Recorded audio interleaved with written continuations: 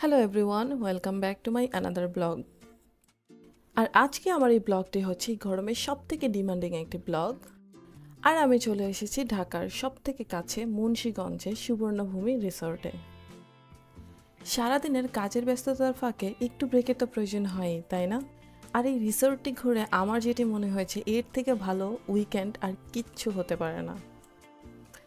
চারদিকে চোখ জুড়ানো সবুজ আর পাশেই মেঘনা নদীর বিশালতা, সব মিলিয়ে এই যেন এক অন্যরকম আত্মপ্রশান্তি। এখানে ছোট্ট করে করা হয়েছে পদ্মবিল।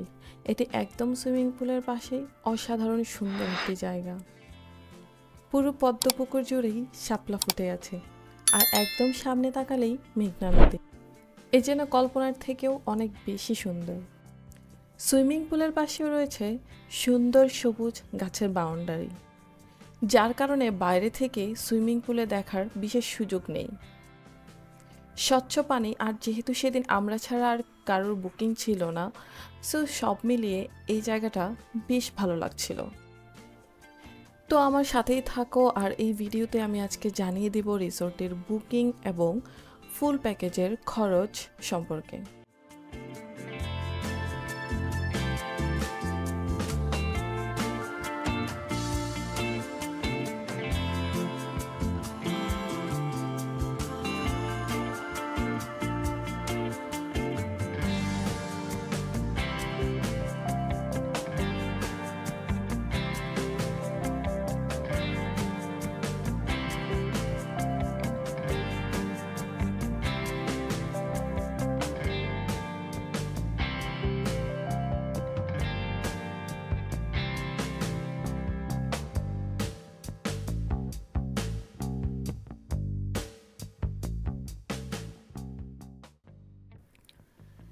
এই যে ভিউগুলো দেখতে পাচ্ছ, এগুলো এন্ট্রেন্সের পরেই।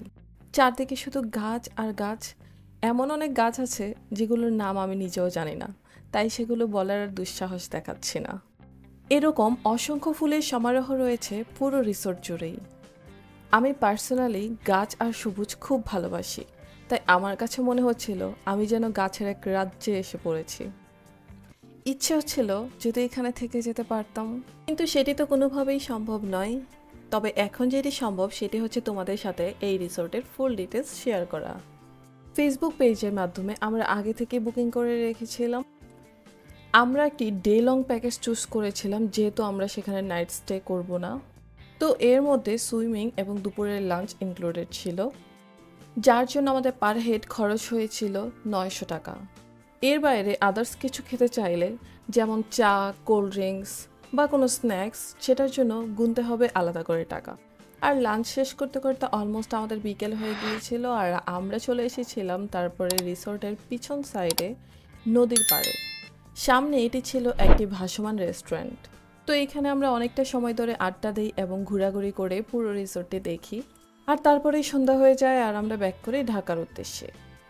তো আশা করছি এই ব্লগটি তোমাদের কাছে অনেক ভালো লেগেছে। দেখা হচ্ছে নেক্সট কোনো ব্লগে। সে পর্যন্ত সবাই ভালো থেকো। আল্লাহ হাফেজ।